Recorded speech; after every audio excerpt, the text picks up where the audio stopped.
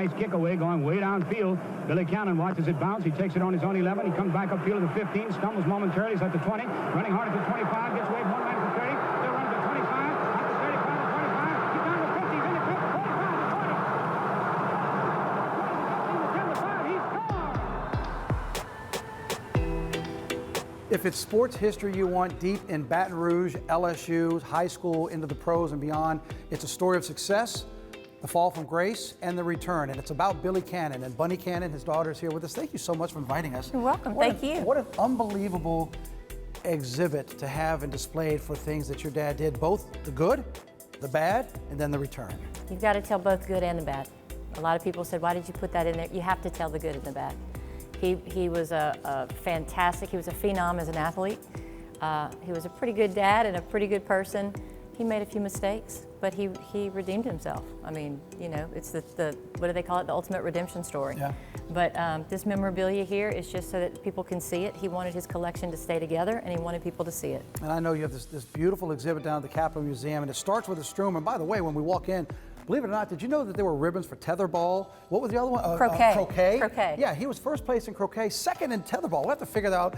We came out second in tetherball. But when you walk into this beautiful exhibit, Bunny, the first thing I told you, I can't believe that it's been 70-something years since his high school days, and you still have all of this from his Struma, and you told me there's even more. Oh, there's a lot more. You take everything that's in this museum today and multiply it times about 5, and that's what we've got. And it's really a testament to my mother. Dot Cannon saved everything. Everything he had, everything he touched, everything he used was saved and was put in a cedar closet all of our life. And he kept it at 70 degrees. Wow. So it's almost in perfect condition. It's amazing. And when people come and you want to see the Struma stuff, you said the first place we need to stop is right here with Big Fuzz. Tell me about Big Fuzz and why this is so important to you and to this exhibit. So it was Big Fuzz and Little Fuzz. Big Fuzz was the principal, and they, Alvin Roy was in the war. He went to the Olympics and he saw what they were doing with weightlifting and how they were getting stronger. And he came and he went to all the schools and asked if they could put weightlifting in the schools, and everybody said no except for Big Fuzz. And he said, if you can make Billy Cannon run faster in his senior year, he goes, I'll let you do it in the summertime. So they brought all the weights. They started weightlifting. My dad increased his I think it was a 100-yard dash by a few seconds, and they put weightlifting in there, and then they all did it. And you'll notice that most of the people who did the weightlifting ended up on the LSU football team with the first national championship. So they were stronger, they were faster, and they got better. So who knew increasing your speed by a couple seconds could lead to all that? So it all started with Big Fuzz. All started with Big Fuzz, and then when you leave the Struma exhibit, it makes sense you come right across to the other side of the hallway here.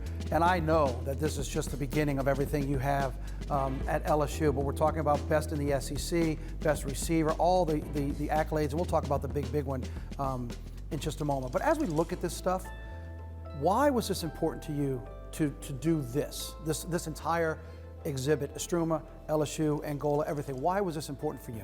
Well, number one, I want people to know who he was, who he really was. At the heart of the matter, who was he? Everybody thinks they know. They hear bits about what happened in the 80s. They see the Halloween run, but they don't know the man. They don't know who he was and what he stood for. And what he stood for was honesty, education, integrity, education. Everything was about education, and everything was about LSU. And I just wanted people to see what was important to him.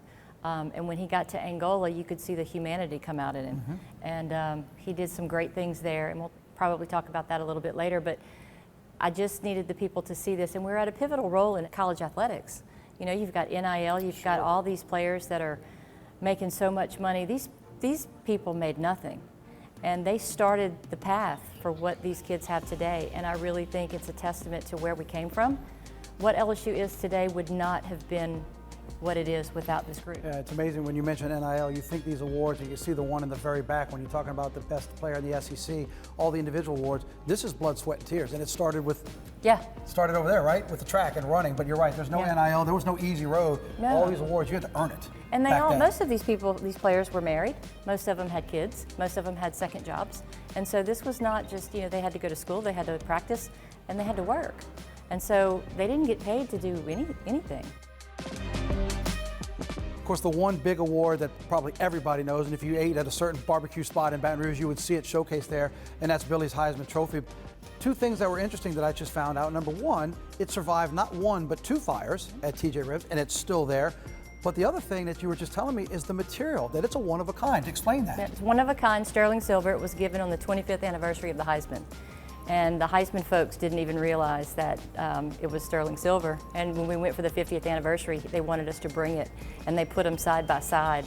It was Mark Ingram who won it that year, and so they put Mark's right next to my dad's, and you can visibly tell the difference at that point. But yeah, it's all sterling silver. Your dad, I know, married early in life and was having all of this success before you and your 4 siblings came around. What was it like for your mom to see all the success that was coming to him? Obviously, it meant a lot. She's kept it in Cedar at 70 degrees. Yeah. But from the Heisman to all the trophies we saw there and the 10 times the amount that we don't even see here, what did that mean for your mom to go on this journey? Oh, it meant the world to her. She was at every event, every sporting event. She had all the kids in tow. When he won the Heisman, he had his third daughter, like 2 months before he won the Heisman. And so they had 3 kids. They lived on Chippewa Street.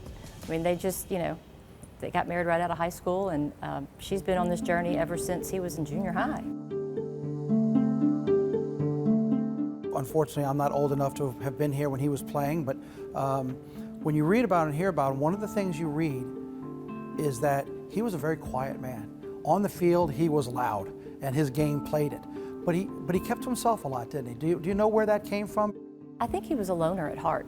I don't know where it came from, because I don't think his parents were like that, but I think he was in the public eye all the time. And back then, Baton Rouge, he was the hometown hero. Now we have Burrow and we have Daniels, but they're not here.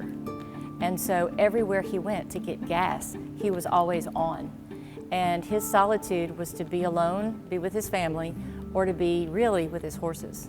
He would call it God's country in St. Francisville, and he would be with his horses all the time. He had a recliner out there in the barn, and he would sit there and he would just watch them. And that was his solitude.